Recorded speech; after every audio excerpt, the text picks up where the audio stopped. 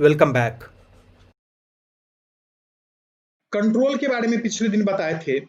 उसमें एक कंट्रोल जो जरूरी है वो छूट गया था और वो था हमारा सिलेक्ट कंट्रोल। अगर ऐसा करते हैं, इस टीआर को ही कॉपी कर लेते हैं और बहुत बार ऐसा होता है कि हम यूजर को सिटी सिलेक्ट करने देते हैं, बहुत सारा लिस्ट दिखाते हैं, उसमें से एक सिलेक्ट करने के लिए देते हैं। सपोज यहाँ हम सिटी ही ले रहे हैं, तो उसको लिखने का तरीका क्या होगा? तो इनपुट कंट्रोल हमें यहाँ नहीं चाहिए, इनपुट को केवल हमने हटा लिया। इसमें हमें सिलेक्ट चाहिए, तो हम लिखते हैं सिलेक्ट। जाहिर सी बात है, इसे भी नेम दे, प्रॉपर्टी से हम नेम देंगे और लिखेंगे साइज 1। इसको बंद करेंगे और सिलेक्ट के अंदर ये सिलेक्ट हमारा बन गया, लेकिन अभी हमने ऑप्शन को इसमें नहीं दिया है, तो यहां पर लिखते हैं हम ऐसे ऑप्शन वैल्यू। ऑप्शन का वैल्यू क्या रहेगा? सपोज पटना रहेगा।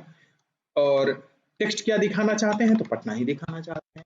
उसी तरह से एक और ले लेते हैं, इसी लाइन को कॉपी कर लें। दूसरा गया लेना चाहते हैं और इसका वैल्यू भी रहेगा गया। इस तरीके से ये हम थर्ड एचटीएमएल में चेंज किए हैं सिलेक्ट को दिखाने के लिए। दो ही अभी तक लिए हैं और पेज पे आते हैं, रिफ्रेश, इसको मिनिमाइज कर लेते हैं, खुला छोड़ के थर्ड एचटीएमएल को खोल देते हैं। ये लिस्ट जो है कुछ इस तरीके से दिखेगा।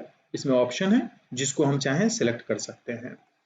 लेकिन यहाँ अभी क्या है, एक ही दिख रहा है। बहुत बार ऐसा होता है कि लिस्ट लंबा दिखता है और उसमें सारे कंटेंट दिख रहे होते हैं। उसके लिए हमें क्या करना होगा? केवल लिस्ट साइज को बढ़ा देना है। लिस्ट साइज 1 जो था उसको हम 10 कर दिए हैं और कुछ नहीं। अगर हम देखें तो ये 10, चूंकि कंटेंट इसमें छोटा है इसलिए ये छोटा आया है, लेकिन हमारा 10 कंटेंट दिख रहा है। 10 कंटेंट तक ये हम दिखा सकते हैं यहाँ पे। तो ये रहा हमारा सिलेक्ट कंट्रोल। तो अब तक सिलेक्ट जो इनपुट कंट्रोल है वो पूरी तरह से समझ में आ गया होगा। सीएसएस के बारे में, मीडिया क्वेरी के बारे में, और अभी जो हम सीएसएस का जो एडवांस चीज बताए सिलेक्टर्स के बारे में, वो चीजें अब क्लियर हो चुकी हैं।